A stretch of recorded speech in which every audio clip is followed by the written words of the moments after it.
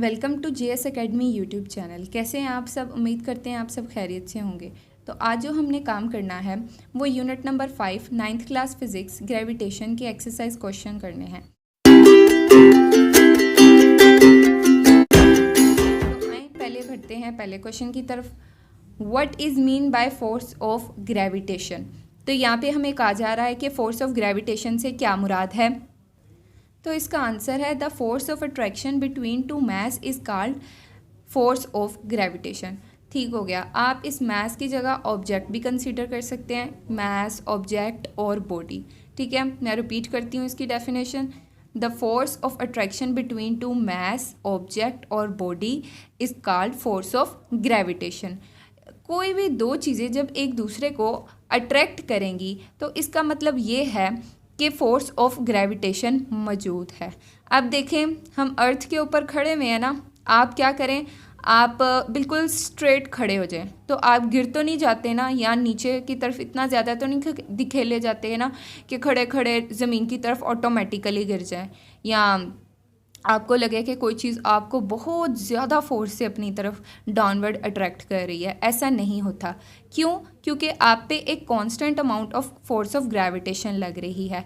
जितना आपका वेट होता है उतनी ही आप पे फोर्स ऑफ ग्रेविटेशन उस वेट के बिल्कुल इक्वल डायरेक्शन में लगती है, but in same direction. Weight की डायरेक्शन भी नीचे होगी और ग्रेविटेशनल फोर्स की भी डायरेक्शन नीचे होगी, एक नॉर्मल फोर्स उसके ऑपोजिट लग रही होगी। तो यहाँ पे कहने का ये मुराद है कि जब आप खड़े हुए हैं, आप और अर्थ दो ऑब्जेक्ट्स हैं। एक ऑब्जेक्ट आप हैं या एक मास आप हैं और एक मास अर्थ है। अर्थ का भी तो एक मास है ना, और अर्थ आपको अपनी तरफ अट्रैक्ट कर रही है। तो इसका क्या मतलब हो रहा है कि दो बॉडीज़ आपस में एक दूसरे को अट्रैक्ट कर रही हैं।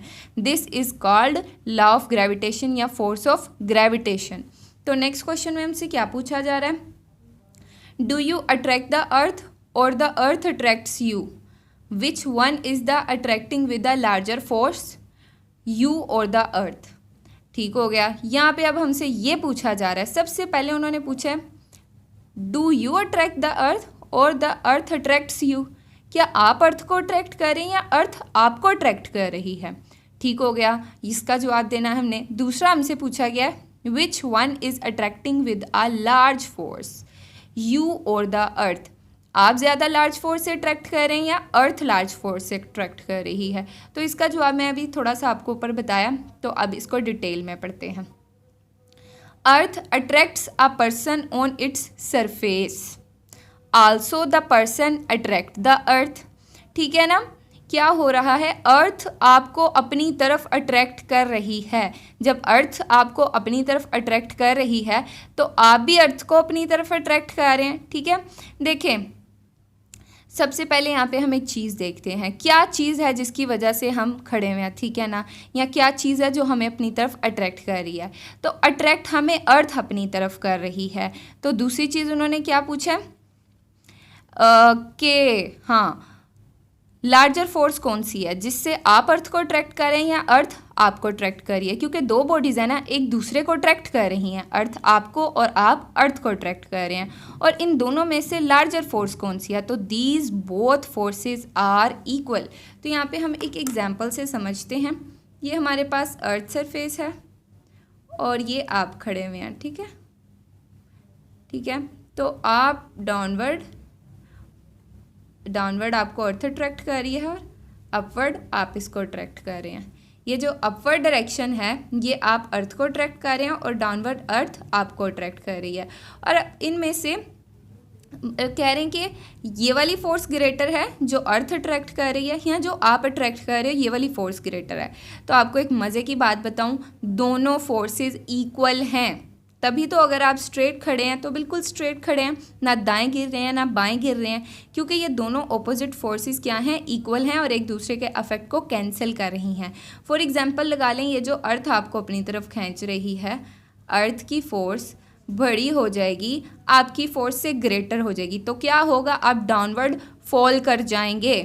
ठीक है ना। दो फोर्सेस जब अनबैलेंस होंगी, अनइक्वल होंगी, तो आप उस फोर्स की तरफ खींचे चले जाएंगे, ठीक है ना। अगर डाउनवर्ड फोर्स ज़्यादा होगी तो उस तरफ खींच जाएंगे, अगर अपवर्ड फोर्स ज़्यादा होगी तो आप उस तरफ खींचे चले जाएंगे। इसलिए इन दोनों फोर्सेस का इक्वल होना ज़रूरी है, और ये दोनों फोर्सेस क्या होती हैं, इक्वल ही होती हैं। ठीक हो गया। तो दो सवाल थे। एक सवाल था कि अर्थ आपको अट्रैक्ट करें, आप अर्थ को अट्रैक्ट करें, दोनों काम हो रहे हैं, और पूछ रहे हैं कि इन दोनों में से लार्जर फोर्स कौन सी थी। तो हम बताएंगे कि ये दोनों फोर्सेस क्या होती हैं, एक दूसरे के इक्वल होती हैं। नेक्स्ट है what is a field force. Field force क्या होती है। एक्चुअली हम ग्रेविटेशनल फोर्स को ही फील्ड फोर्स कहते हैं, ठीक है। तो आए पढ़ते हैं। The force experienced by a mass due to the gravitational field is called field force.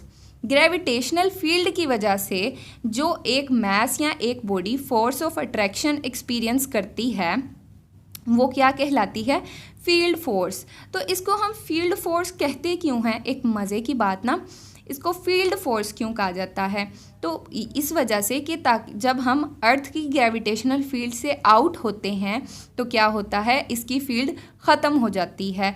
एक पॉइंट ऐसा आता है जब अर्थ से आप बाहर गए हैं, स्पेस में गए हैं, और आप स्पेस में अर्थ से बहुत दूर चले जाएंगे, तो क्या होगा, वहाँ पे जाके जो हमारी ग्रेविटेशनल फील्ड है वो ख़त्म हो जाएगी। इसलिए इसकी एक स्पेसिफिक फील्ड है, इसलिए इसको हम फील्ड फोर्स कहते हैं, ठीक है। Out of the field this force become zero.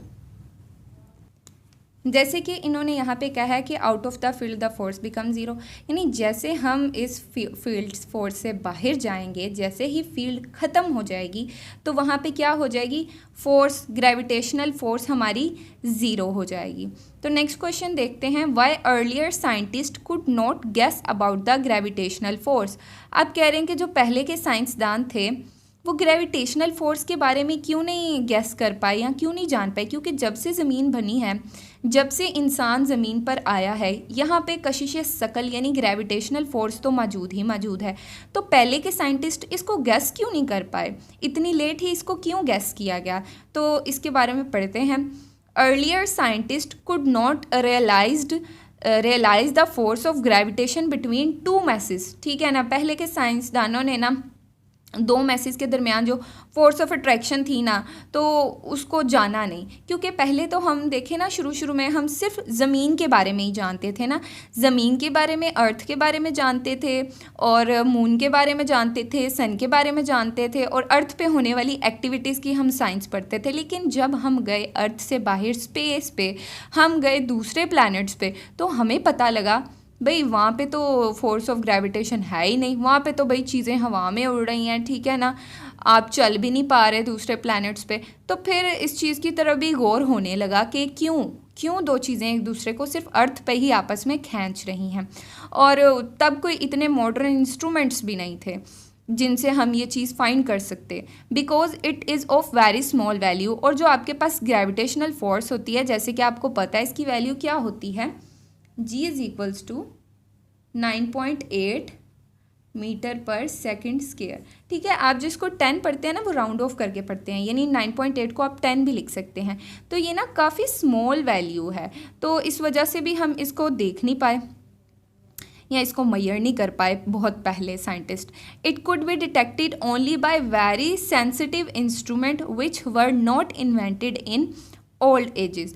तो पुराने साइंस के दौर में तब इतने मॉडर्न इंस्ट्रूमेंट और इतने सेंसिटिव इंस्ट्रूमेंट्स हमारे पास नहीं थे, एक ये वजह हो गई। तो दूसरी वजह आप ये भी लिख सकते हैं कि तब हम सिर्फ अर्थ की साइंस को जानते थे, अर्थ, मून, सन, जहाँ पे सिर्फ अट्रैक्शन ही हो रही है, ठीक है। जो मून है अर्थ के गिर्द क्यों रोटेट कर रहा है, अर्थ उसको अट्रैक्ट कर रही है। अब हमारी अर्थ सन के गिर्द क्यों रोटेट कर रही है, क्योंकि सन अर्थ को अट्रैक्ट कर रहा है। तो हमें दूसरे प्लैनेट्स के बारे में, दूसरे सोलर सिस्टम्स के बारे में इन्फॉर्मेशन नहीं थी, तो इस वजह से भी हम नहीं जान पाए। लेकिन जब हमें बाहर स्पेस का पता लगा, इन सब चीज़ों का पता लगा, स्पेस में तो कोई दो चीज़ें आपस में एक दूसरे को अट्रैक्ट नहीं करती ना, कोई दो बॉडीज़, तो फिर हमें भी क्यूरियोसिटी हुई कि क्या वजह ही क्या है आखिर जो इस तरह दो बॉडीज़ एक दूसरे को अट्रैक्ट कर रही हैं और सिर्फ अर्थ पे ही कर रही हैं। तो फिर इस तरफ रिसर्च होने लगी थी। नेक्स्ट देखते हैं, how can you say that gravitational force is a field force, ठीक है ना। इसका हमने थोड़ा सा ऊपर भी देखा है इस क्वेश्चन में कि ये फील्ड फोर्स कैसे है, तो इसका जवाब मुझसे आप सुन लें। ये फील्ड फोर्स इस तरह से है क्योंकि आपको पता है कि जैसे ही हम इसकी फील्ड से यानी इसके घेराव से जहाँ जहाँ पे इसकी फील्ड फैली हुई है जहाँ तक, हम उस एरिया से जैसे ही बाहर जाएंगे तो क्या होगा, हमारी बॉडी फील्ड के एरिया से बाहर हो जाएगी, ठीक है ना। फिर उस पर अर्थ कोई फोर्स ऑफ अट्रैक्शन या रिपल्शन नहीं लगाएगी। तो आए इसका आंसर पढ़ते हैं। The gravitational force is a field force. It is not experienced by a mass when it is out of the field due to the other mass. अब कह रहे हैं कि जैसे ही एक mass आउट ऑफ फील्ड चला जाएगा, आउट ऑफ ग्रेविटेशनल फील्ड चला जाएगा, तो उसके ऊपर किसी दूसरे ऑब्जेक्ट की वजह से कोई भी फोर्स नहीं लगेगी। अभी अर्थ पे कोई चीज़ मौजूद है ना, तो अर्थ और उसका कनेक्शन है। कोई भी चीज़ अर्थ पे मौजूद है, आपके पास पड़ी एक पेन है, पेंसिल है, हैवी ऑब्जेक्ट्स हैं, कोई भी चीज़ है जो अर्थ पे है, उसका अर्थ से डायरेक्ट कनेक्शन है। क्या है, वो उसको अपनी तरफ अट्रैक्ट करेगी। इसी वजह से तो ज़मीन पे चीज़ें पड़ी हुई हैं, हवा में नहीं उड़ रही। लेकिन जैसे ही वो अर्थ की फील्ड से बाहर जाएगी ना, तो स्टूडेंट्स क्या होगा, वो सिंगल इंडिपेंडेंट हो जाएगी, ठीक है ना, बिल्कुल इंडिपेंडेंट हो जाएगी, ठीक है। वो उस पर कोई फोर्स अपनी तरफ नहीं खींच रही, वो किसी को अपनी तरफ नहीं खींच रही होगी, वो आवारा हो जाएगी एक किस्म की ना वहाँ पे, मतलब कि उसका किसी से कोई लिंक नहीं होगा, वो इंडिपेंडेंट हो जाएगी। I hope you get it. Next 5.7 में हमसे क्या पूछा जा रहा है, हमसे पूछा जा रहा है explain what is meant by gravitational field strength. तो अब हमसे पूछ रहे हैं ग्रेविटेशनल फील्ड स्ट्रेंथ से क्या मुराद है, ठीक है ना। ग्रेविटेशनल फील्ड स्ट्रेंथ यानी स्ट्रेंथ का मतलब होता है ताकत, ठीक है ना। ग्रेविटेशनल फील्ड की जो ताकत है उससे क्या मुराद है, ठीक हो गया। ग्रेविटेशनल फील्ड के बारे में तो हम ऑलरेडी पीछे पढ़ चुके हैं। अब इसके साथ एक स्ट्रेंथ का नया लफ्ज़ ऐड हो गया, आए वो देखते हैं। The strength of gravitational field is equal to force of gravitation experienced by a unit mass, ठीक है ना। इससे मुराद है कि स्ट्रेंथ ऑफ ग्रेविटेशनल फील्ड से मुराद है कि फोर्स ऑफ ग्रेविटेशनल फोर्स जो यूनिट मास एक्सपीरियंस करता है, एक स्मॉल मास एक्सपीरियंस करता है, यानी यूनिट मास को हम वन kg, यूनिट मीन 1 होता है ना, 1 kg मास जो ग्रेविटेशनल फोर्स एक्सपीरियंस करता है, जब उसको हम इनसाइड द फील्ड रखते हैं तो वो हमारे पास क्या होगी, उस फील्ड की स्ट्रेंथ होगी। तो सबसे पहले हम देखते हैं ये जो 9.8 मीटर पर सेकंड स्क्वायर वैल्यू होती है ना, इसके साथ इसका यूनिट भी मेंशन करते हैं, ये होती है मीटर पर सेकंड स्क्वायर में, ठीक है। ये जो 9.8 मीटर पर सेकंड स्क्वायर हमारे पास ग्रेविटेशनल फोर्स है, ठीक है ना, और फोर्स के यूनिट होते हैं न्यूटन। तो ये किस पे लगती है, पर kg, ठीक है ना। ये 9.8 जो फोर्स है, न्यूटन फोर्स है, ये 1 kg के लिए होती है। तो टोटल फोर्स, टोटल ये स्मॉल जी का मीन है gravitational, total gravitational force experienced by any mass, तो उसके साथ हम क्या करेंगे, ग्रेविटेशनल फोर्स को मल्टीप्लाई कर देंगे। देखें ना, अगर आपके पास यूनिट मास है यानी 1 मास है, 1 को मल्टीप्लाई करें 9.8 से तो आपके पास 9.8 आ जाएगा। इसको आप 10 लेते हैं, राउंड ऑफ करके 10 ले लेते हैं, मैं यहाँ पे इसकी एग्जैक्ट वैल्यू कंसीडर कर रही हूँ, ठीक है ना। तो अगर आपके पास मास है 2 kg, ठीक हो गया ना। अब यूनिट मास से मास बढ़ गया, 1 किलोग्राम के लिए ये 9.8 है, अगर 2 किलोग्राम हो जाएगा उसके लिए 2 से मल्टीप्लाई कर देंगे, तो ठीक हो गया। ये आपको 9.8 क्लियर हो गया होगा कैसे है। नेक्स्ट बढ़ते हैं, why law of gravitation is important to us. अब कह रहे हैं कि लॉ ऑफ ग्रेविटेशन हमारे लिए अहम क्यों है। भाई यही तो हमारे लिए अहम है स्टूडेंट्स। सोचें, अगर ग्रेविटेशन ही ना हो तो क्या होगा।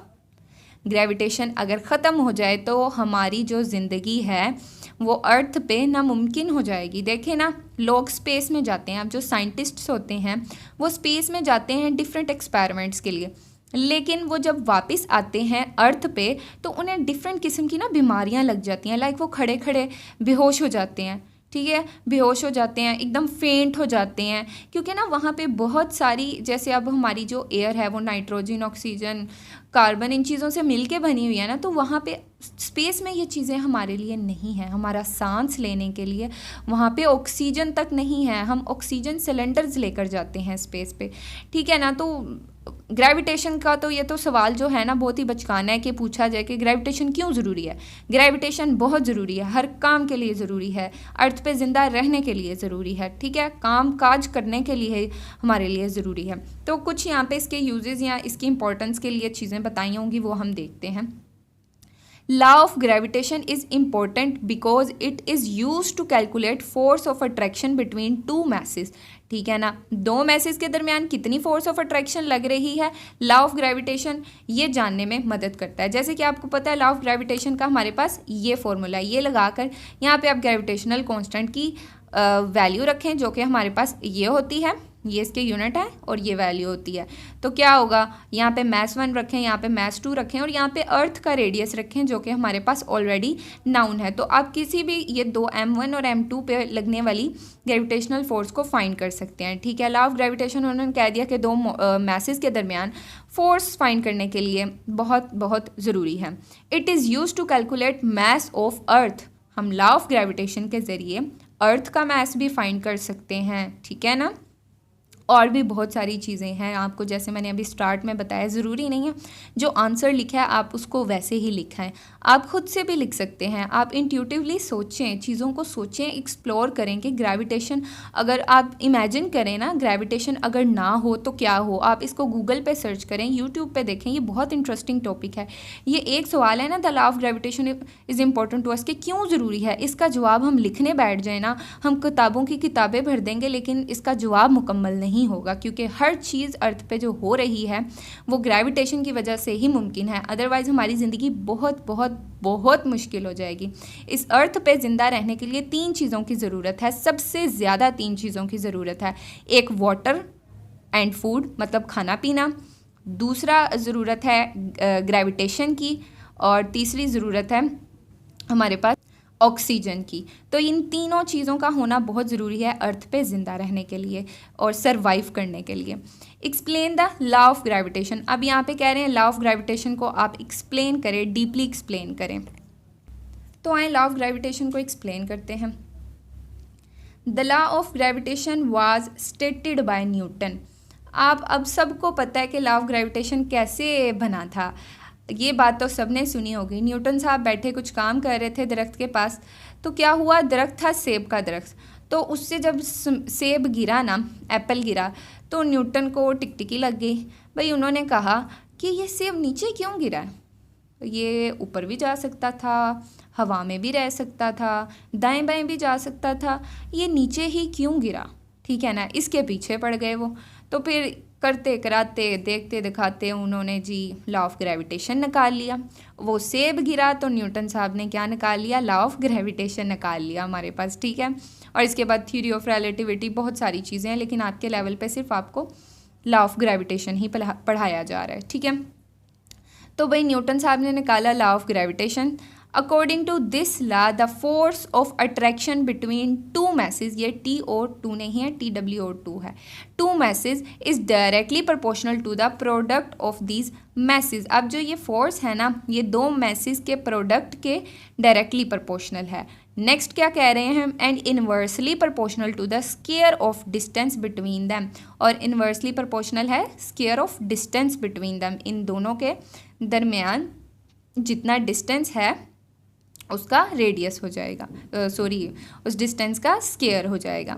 नेक्स्ट देखें, कह रहे हैं mathematically this force is given bye. अब नेक्स्ट उन्होंने बताया वह नीचे लिख के कि ग्रेविटेशनल फोर्स या लॉ ऑफ ग्रेविटेशन को हम कैसे लिखते हैं। तो जो ये जी है ये प्रोपोर्शनैलिटी को ख़त्म करके हम लिखेंगे, और इसकी वैल्यू बिल्कुल कांस्टेंट है, हर जगह पे इसकी वैल्यू कांस्टेंट है, 6.67 × 10⁻⁻11 न्यूटन मीटर स्क्वायर पर kg स्क्वायर, ठीक है ना। तो आप ये भी याद रखिएगा, ये बहुत ज़रूरी वैल्यू है, ठीक है। आपसे MCQs में या ये वैल्यू पूछी जा सकती है या इसके यूनिट्स पूछे जा सकते हैं। फोर्स के तो आपको पता है यूनिट क्या होंगे, हमारे पास न्यूटन होंगे। नेक्स्ट देखें 5.10 में अब हमसे क्या पूछा जा रहा है, आइए देखते हैं। How the mass of earth can B determined. अब हमसे एक इंटरेस्टिंग सवाल पूछा जा रहा है कि आप अर्थ का मास कैसे फाइंड कर सकते हैं। ठीक है ना, अर्थ का मास ना ऑलरेडी फाइंड कर चुके हैं हुए हैं हम। ठीक है ना, तो वो किस मेथड से हम फाइंड कर सकते हैं, आज चले आइए वो देखते हैं। Let mass of earth can be denoted by ME। ठीक है ना, कैपिटल M के नीचे स्मॉल सा E डाल दें, जिसका मतलब ये है कि ये क्या है, हमारे पास मास ऑफ अर्थ है। If a body of mass M is placed on the surface of अर्थ, अगर एक बॉडी है और उसका मास क्या है, M है, और उसको अर्थ की सरफेस पे हम प्लेस्ड कर रहे हैं, the force of attraction on the body due to the earth is given by. तो अर्थ की वजह से उस बॉडी पे जो फोर्स लगेगी उसको हम, एक बॉडी को हमने ना सरफेस ऑफ अर्थ पे प्लेस किया, तो अब क्या हो रहा है, उस बॉडी पे एक फोर्स लगेगी। ऑब्वियसली बात है, या तो वो फोर्स ऑफ अट्रैक्शन होगी या वो रिपल्शन होगी। तो वो उसका रिलेशन क्या है, जो हमारे पास न्यूटन का लॉ था, फॉर्मूला था, उसी को हमने मॉडिफाई करके लिखा है। आइए ज़रा उसके साथ भी हम थोड़ा सा इसको रिलेट कर लेंगे। F इज़ इक्वल्स टू जी, जी तो वही है, और ये जो M है, ये M1 को, ये वाले M1 को अब हमने स्मॉल m क्यों लिखा है, ये वो ऑब्जेक्ट है जो हमने अर्थ पे प्लेस किया। लगा लें एक वुडन बॉक्स है जो हमने अर्थ पे प्लेस किया, और ये M2 की जगह अब हमने क्या लिख दिया, ME यानी मास ऑफ अर्थ, और ये r² की जगह हमने r² ही लिखा, लेकिन बस स्मॉल की बजाय हमने कैपिटल R लिख लिया। आप इसको स्मॉल भी लिख सकते हैं, it doesn't matter. Okay, next देखें, आपको पता है फोर्स किसके इक्वल होती है, F is equals to MA। M mean mass, A for acceleration, तो G का मीन क्या होता है, ग्रेविटेशनल एक्सेलरेशन। तो उस A को सिंपली आपने G से रिप्रेजेंट कर देना है, तो यहाँ पे mg लिख देंगे, ये वाला M इस M से हो गया कैंसिल। तो नेक्स्ट हमारे पास हमने ME mass of earth find करना है ना, तो मास ऑफ अर्थ इधर ही रहेगा, ये वाला R इस G के साथ मल्टीप्लाई हो जाएगा, ये देखें r², और ये वाला जो G है ग्रेविटेशनल कांस्टेंट, ये नीचे आके डिवाइड हो जाएगा। सिंपली अब आपने क्या करना है, पुटिंग वैल्यू ऑफ G यानी ग्रेविटेशनल एक्सेलरेशन जो कि हमारे पास 10 है, R यानी radius of earth, and G जो कि हमारे पास ग्रेविटेशनल कांस्टेंट है, ये हमारे पास ग्रेविटेशनल एक्सेलरेशन है, ये ग्रेविटेशनल कांस्टेंट है। The mass of earth can be calculated, ये सारी चीज़ें पुट कर लें तो आप मास ऑफ अर्थ फाइंड कर लेंगे। नेक्स्ट हमसे क्या पूछा जा रहा है, नेक्स्ट 5.11 में हमसे पूछ रहे हैं, can you determine the mass of our moon.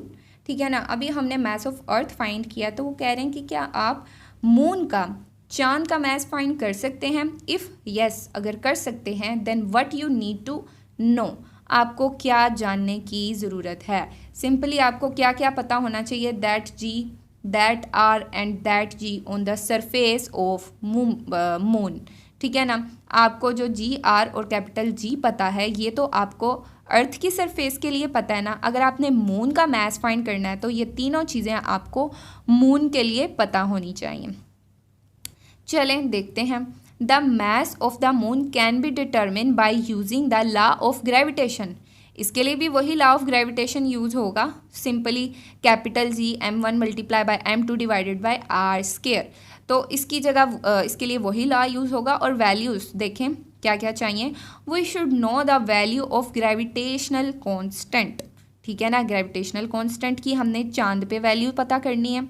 ठीक है ना, उसके बाद रेडियस ऑफ मून, मून का रेडियस पता करना है, and then acceleration due to gravity, gravity की वजह से मून पे जो ग्रेविटेशनल एक्सेलरेशन की वैल्यू होगी वो पता होनी चाहिए on the surface of moon. तो हम वहाँ पे इजीली, और फिर ये देखें gravitational acceleration, radius of moon और gravitational constant on the surface of moon, जब ये पता होगा तो हम मून का मास फाइंड कर लेंगे इजीली वहाँ पे। ठीक है ना, इस तरह आप किसी भी प्लैनेट का मास फाइंड कर सकते हैं। ठीक है ना, आपको ये तीन चीज़ों का पता होना ज़रूरी है, तो आप उसका मास इजीली फाइंड कर लेंगे। तो नेक्स्ट 5.12 में हमें क्या पूछ रहे हैं, why does the value of G vary from place to place. ठीक है, this is also a very interesting question. देखें ना, आपने ये बात पढ़ी है या नहीं पढ़ी, चैप्टर में वैसे है तो, लेकिन मैं आपको दोबारा बताती हूँ। जो ग्रेविटेशनल एक्सेलरेशन होती है ना, वो सबसे ज़्यादा कहाँ होती है, अर्थ के सेंटर पे होती है। ठीक है। आप अर्थ के सेंटर से दूर जाते जाएंगे ना, दूर जाते जाएंगे तो ये वैरी करेगी, कम कम होती जाएगी, ठीक है ना। लेकिन जब ये तो अर्थ से सेंटर से आप दूर जा रहे हैं तो कम हो रही है ना। अगर आप ऊंची जगह पे जाएं या नीची जगह पे जाएं, यानी सी लेवल पे जाएं या माउंटेन लेवल पे जाएं, इससे भी आपकी जो जी की वैल्यू है वो अफेक्ट होती है। जब आप माउंटेन लेवल पे जाते हैं यानी पहाड़ी इलाके पे जाते हैं तो वहाँ पे आपकी ग्रेविटेशनल वैल्यू क्या हो जाती है, कम हो जाती है। और जब आप सी लेवल पे आते हैं तो वहाँ पे आपके पास ग्रेविटेशनल वैल्यू बिल्कुल ठीक होती है, नॉर्मल होती है। यानी माउंटेन लेवल से सी लेवल पे ज़्यादा ही वैल्यू होती है ग्रेविटेशनल एक्सेलरेशन की। तो इसका आंसर पढ़ते हैं, क्या लिखा हुआ है। The value of G varies with distance from centre of earth. ठीक है, ये बात मैंने आपको अभी बताई है कि सेंटर ऑफ अर्थ से जैसे ही आप आगे पीछे जाएंगे तो जी की वैल्यू क्या करेगी, वैरी करेगी, कम ज़्यादा होगी। It's value decrease with altitude. Altitude का मतलब होता है हाइट। जैसे आप हाइटेड एरिया पे जाएंगे तो इसकी वैल्यू डिक्रीज होगी। Also it value increase is going towards centre of earth. जैसे जैसे आप अर्थ के सेंटर की तरफ जाते जाएंगे तो क्या होगा, आपकी ग्रेविटेशनल एक्सेलरेशन की वैल्यू क्या हो जाएगी, इंक्रीज होती जाएगी। नेक्स्ट हमसे 5.13 क्या पूछ रहे हैं, explain how the value of G vary with altitude. अब कह रहे हैं कि ऊपर तो इन्होंने हमें बता दिया ना कि जैसे आप ऑल्टीट्यूड पे जाएंगे यानी हाइटेड एरिया पे जाएंगे तो आपके पास जी की वैल्यू है वो कम हो जाएगी। तो अब हमसे पूछ रहे हैं भाई वो कम क्यों होगी, वजह बताई जाए कि वो कम क्यों होगी। तो आए वो रीज़न पढ़ते हैं या देख। As we go higher from surface of earth, जैसे ही हम सरफेस ऑफ अर्थ से हायर जाएंगे यानी ऊपर जाएंगे, the value of G at height H यानी एक ऑल्टीट्यूड पे एक हाइट पे इज़ गिवन बाय। ठीक है ना। अब कह रहे हैं कि एक हाइट पे आपके पास जी की वैल्यू क्या होगी वो जानते हैं, ठीक है ना। तो आपने जो आपके पास ग्रेविटेशनल फील्ड का फॉर्मूला है या लॉ ऑफ ग्रेविटेशन है उसको आपने मॉडिफाई कर लिया। जी की वैल्यू अब देखते हैं क्या बन रही है।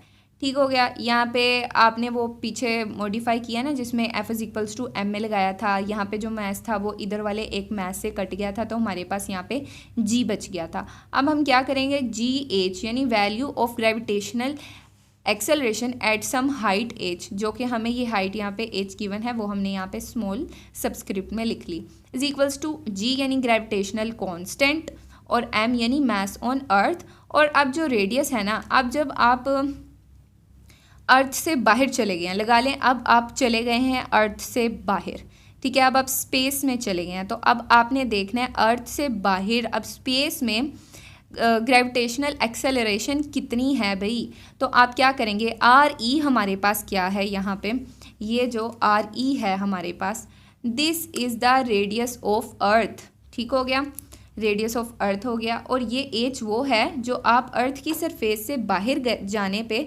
जितनी हाइट आपने कवर की, ये हमारे पास एच वो है, तो वो आप इसके साथ लिख देंगे। और जैसे कि नीचे आपको पता है रेडियस का क्या होता है, स्क्वायर होता है, और इसका आप स्क्वायर ले लेंगे। तो इसका एट सम हाइट पे क्या सिर्फ इजाफा होगा कि आप जितनी हाइट पे गए हैं ना वो हाइट भी आप इंक्लूड कर लेंगे। तो साइड पे मैंने एक छोटी सी डायग्राम बनाई है आपको बेटर अंडरस्टैंड कराने के लिए। तो ये आपके पास क्या है, अर्थ का सेंटर है, और ये आपके पास क्या है, ये पूरी अर्थ है। ये जो कैपिटल आर है ये यहाँ से लेके यहाँ तक, ये कैपिटल आर क्या है, आपके पास अर्थ का रेडियस है। अब गए आप अर्थ से बाहर तो आप ये एज हाइट पे गए हैं, ये जो डॉटेड आप ऑर्बिट बनाया है इतनी हाइट पे आप चले गए हैं। तो अब आपके पास रेडियस क्या हो जाएगा, आर यानी radius of earth plus height, जिस हाइट पे आप अर्थ से बाहर गए हैं। तो सिंपली वो आप इधर लिख देंगे और उसका क्या ले लेंगे, स्क्वायर ले लेंगे। तो ये एक स्पेसिफिक हाइट पे हमारे पास ग्रेविटेशनल एक्सेलरेशन की वैल्यू आ जाएगी। नीचे इन्होंने लिखा हुआ है with increase of H value of G decrease. जैसे जैसे हम अर्थ से दूर जाते जाएंगे, एक स्पेसिफिक हाइट पे जाते जाएंगे, ऊंचा जाते जाएंगे, अर्थ के सेंटर से दूर जाते जाएंगे, तो ऑब्वियसली हमारे पास ग्रेविटेशनल एक्सेलरेशन की वैल्यू क्या होती जाएगी, डिक्रीज होती जाएगी। तो नेक्स्ट 5.14 हमसे क्या पूछा जा रहा है, नेक्स्ट हमसे पूछ रहे हैं what are artificial satellites. Artificial satellites क्या होती हैं, ठीक है ना। ये जो हम अपनी अर्थ से स्पेस में सैटेलाइट्स भेजते हैं वो क्या होती हैं। तो सबसे पहले आपको ये जानना थोड़ा ज़रूरी है कि नेचुरल सैटेलाइट्स क्या होती हैं। सैटेलाइट्स का कॉन्सेप्ट कहाँ से आया हमारे पास? देखें, जो मून है वो क्या कर रहा है? अर्थ के गिर्द क्या कर रहा है? रोटेट कर रहा है। 24 आवर्स में अपना 1 राउंड कंप्लीट कर रहा है, ऐसे ही है ना। तो मून क्या हो जाएगा? हमारी अर्थ के गिर्द रोटेट कर रहा है और अर्थ की ग्रेविटेशनल फील्ड के अंदर है मून, ठीक है। अर्थ की ग्रेविटेशनल फील्ड से बाहर हो जाएगा तो गुम हो जाएगा। ये अर्थ की ग्रेविटेशनल फील्ड के अंदर रहते हुए अर्थ के इर्द गिर्द रोटेट कर रहा है, इसलिए मून क्या कहलाएगा? हमारा नेचुरल सैटेलाइट। अब जो हमारी अर्थ है वो सन यानी सूरज की ग्रेविटेशनल फील्ड के अंदर रहते हुए सूरज के इर्द गिर्द क्या कर रही है? रोटेट कर रही है। तो सन के लिए अर्थ क्या है? एक नेचुरल सैटेलाइट है। तो चलें आए अब आर्टिफिशियल सैटेलाइट पढ़ते हैं। आपको मैं सबसे पहले ज़रा फ्रेंडली लैंग्वेज में बता देती हूँ कि आर्टिफिशियल सैटेलाइट्स क्या होती हैं। एक ऐसा इंस्ट्रूमेंट जो इंसान खुद बनाता है, यानी मैन मेड होता है। एक ऐसा इंस्ट्रूमेंट या एक ऐसी मशीन जो इंसान बनाकर स्पेस में भेजता है और वो क्या करती है? वो अर्थ के इर्द गिर्द रोटेट करती है। वो क्या कहलाएगी? आर्टिफिशियल सैटेलाइट होगी, ठीक है ना। नेक्स्ट इसकी डेफिनेशन बुक वाली पढ़ते हैं। Any body revolving around earth is called satellite of earth. यहाँ पे तो उन्होंने नेचुरल सी डेफिनेशन बताई है कि कोई भी बॉडी जो अर्थ के गिर्द रोटेट करेगी तो वो क्या कहलाएगी? नेचुरल सैटेलाइट कहलाएगी। तो जो अल्लाह की तरफ से, कुदरती निज़ाम की तरफ से रोटेट कर रही हैं वो नेचुरल कहलाएंगी, और जो हम खुद बना के मशीनरीज भेजेंगे वो क्या कहलाएंगी? आर्टिफिशियल सैटेलाइट्स कहलाएंगी, ठीक है। आगे 5.15 में हमसे क्या पूछा जा रहा है? पूछा जा रहा है कि how Newton's law of gravitation help in understanding the motion of satellite. कह रहे हैं कि न्यूटन का जो लॉ ऑफ ग्रेविटेशन है, यानी F=G(m1 × n2 / r², ये हमें मोशंस ऑफ सैटेलाइट्स को समझने में कैसे हेल्प कर रहा है। तो आइए इसका आंसर देखते हैं। ये बहुत ही मज़े की बात है। जैसे हमने अभी पढ़ा है 5.13 में पढ़ा है और मैंने आपको इस एग्जांपल से समझाया, ठीक है ना। इस एग्जांपल में क्या हो रहा है? एक हमारे पास अर्थ का रेडियस है r और अर्थ के बाहर एक स्पेसिफिक हाइट पे हम गए हैं, तो वो हाइट है हमारे पास एज। उस हाइट पे क्या हो रहा है? इस एज को भी हम कर रहे हैं इंक्लूड। अब लगा लें कि इस एज हाइट पे आपने क्या कर दिया? अपनी सैटेलाइट कर दी है लॉन्च। तो आपके पास यही फॉर्मूला होगा, सेम यही वाला फॉर्मूला होगा एक हाइट के ऊपर जो सैटेलाइट के ऊपर ग्रेविटेशनल एक्सेलरेशन लग रही है, वो कितनी लग रही है ग्रेविटेशनल फोर्स, इस फॉर्मूले से आप फाइंड करेंगे। वही हो गया ना, अर्थ के रेडियस से आप बाहर गए और एक स्पेसिफिक हाइट पे आपने क्या कर दी? अपनी सैटेलाइट लॉन्च कर दी। तो उस हाइट को भी इंक्लूड कर लेंगे रेडियस में, तो सिंपली आप क्या फाइंड कर सकते हैं? वहाँ पे ग्रेविटेशनल फोर्स या ग्रेविटेशनल फील्ड की वैल्यू। तो ठीक है, अब इसका आंसर पढ़ते हैं। आंसर के अंदर हमें क्या बताया जा रहा है?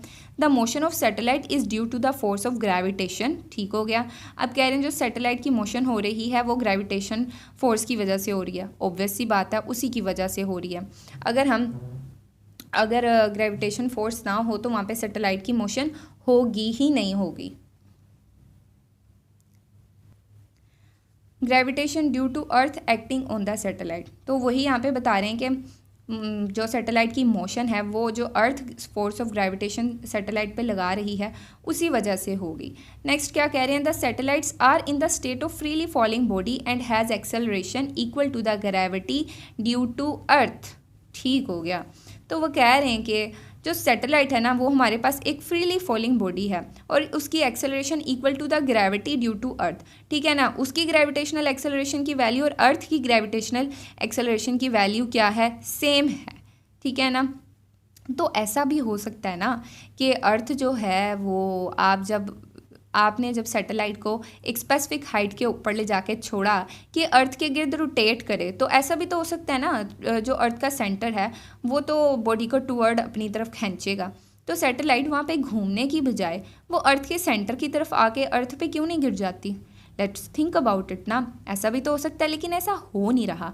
वो क्यों नहीं हो रहा? क्योंकि जब हम एक स्पेसिफिक हाइट पे ले जाते हैं सैटेलाइट को तो वहाँ पे हम इतनी ज़्यादा स्पीड के साथ वहाँ पे एक ऑर्बिट में सैटेलाइट को रोटेट या रिवॉल्व या मोशन कराते हैं, एक सर्कुलर मोशन करा देते हैं अर्थ के गिर्द, कि वो जो फोर्स ऑफ ग्रेविटी है ना उसको ओवरकम करके एक स्पेसिफिक ऑर्बिट में घूमने लग पड़ता है। तो इसका स्पेसिफिक और सिंपल सा आंसर ये है कि हमने जितनी हाइट पे सैटेलाइट को लॉन्च कराना होता है स्पेस पे, सबसे पहले उतनी हाइट पे हम सैटेलाइट को ले जाते हैं थ्रू रॉकेट। उसके बाद क्या करते हैं, उस ऑर्बिट के अंदर, उस सर्कल के अंदर हम उसको बहुत ज़्यादा स्पीड के साथ मूव कराते हैं। तो क्या होता है, वो ड्यू टू हाई स्पीड वो जो गिरना होता है उसने अर्थ की सेंटर की तरफ, वो उस ग्रेविटेशनल फोर्स को ओवरकम करके रहता फील्ड की अट्रैक्शन में ही है। वहाँ पे सेंट्रीपिटल इतनी स्पीड से मूव करेगा ना वहाँ पे, तो वहाँ पे सेंट्रीपिटल और सेंट्रीफ्यूगल फोर्सेस आ जाएंगी। वो उस सैटेलाइट को एक तो ज़मीन के सेंटर की तरफ गिरने नहीं देंगी, उसको एक सर्कल में मूव करवाने लग पड़ेंगी। आई होप आपको ये कॉन्सेप्ट समझ आया होगा। नेक्स्ट देखते हैं, सेकेंड लास्ट क्वेश्चन की तरफ बढ़ते हैं हम। On what factors the orbital speed of satellite depend. कह रहे हैं कि जो अब स्पीड है एक सैटेलाइट के ऑर्बिट की, जिस सर्कल में वो मूव कर रहा है, उसकी स्पीड किन किन फैक्टर पे डिपेंड करेगी। तो ये है हमारे पास स्पीड यानी वेलोसिटी का, उस वेलोसिटी का फॉर्मूला जो किसके इक्वल है, gravitational constant mass divided by radius का स्क्वायर और उसका होल अंडर रूट।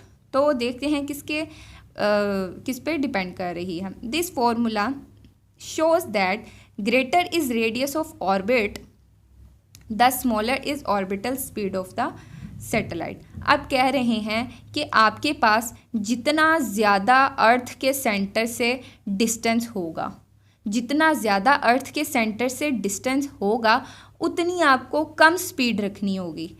यानी कि वो ये कहने की कोशिश कर रहे हैं, ये जो हमारे पास एच वाला डिस्टेंस है, ये अगर हमारे पास ज़्यादा होता चला जाएगा, ये डिस्टेंस जितना ज़्यादा होता चला जाएगा, ये वाला डिस्टेंस, ये वाला उतनी ज़्यादा आपको उतनी ज़्यादा कम स्पीड आपको रखनी पड़ेगी सैटेलाइट की। और ये डिस्टेंस जितना ज़्यादा कम होगा उतनी आपको स्पीड ज़्यादा रखनी पड़ेगी।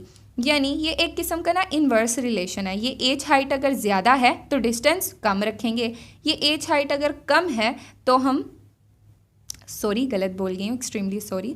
अगर ये एच हाइट ज़्यादा है तो क्या करना पड़ेगा, स्पीड को कम रखना पड़ेगा। और अगर ये एच हाइट कम है तो आपको अपनी स्पीड को ज़्यादा रखना पड़ेगा। यानी अगर आप ये एच हाइट बहुत ज़्यादा है तो और ऊपर से हाइट भी ज़्यादा है, स्पीड भी ज़्यादा रख देते हैं आप सैटेलाइट की, तो क्या होगा, वो इतनी स्पीड से मूव करते करते अर्थ की ग्रेविटेशनल फील्ड से बाहर चला जाएगा, ठीक है ना। और अगर ये डिस्टेंस कम है और आपने सैटेलाइट की स्पीड भी कम रख दी है तो ये इतनी कम स्पीड के साथ मूव कर रहा होगा कि अपने ऑर्बिट से निकल के अर्थ की अट्रैक्शन की वजह से अर्थ पे आके गिर जाएगा। इसलिए आपने ये रिलेशन थोड़ा इन्वर्स रखना है कि डिस्टेंस ज़्यादा स्पीड कम, और डिस्टेंस कम तो स्पीड ज़्यादा।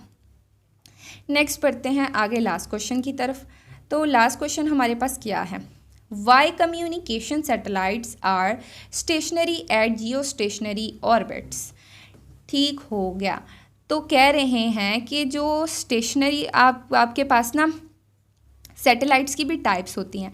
एक आपके पास सैटेलाइट्स वो होती हैं जो कि आपके पास ज़्यादा स्पीडली रोटेट कर रही होती हैं, और एक वो होती हैं जो अर्थ के साथ अपना वन रोटेशन, अर्थ देखें ना, जैसे अब जो अर्थ है वो 24 आवर्स में सन के गिर्द अपना एक रोटेशन कंप्लीट कर रही है ना। तो एक सैटेलाइट अगर 24 आवर्स में हमारी अर्थ के गिर्द अपनी एक रोटेशन कंप्लीट करेगी तो ये क्या कहलाएगी, हमारे पास सैटेलाइट जियो स्टेशनरी सैटेलाइट। और जिस ऑर्बिट के अंदर वो रोटेट करेगी वो ऑर्बिट क्या कहलाएगा, जियो स्टेशनरी ऑर्बिट।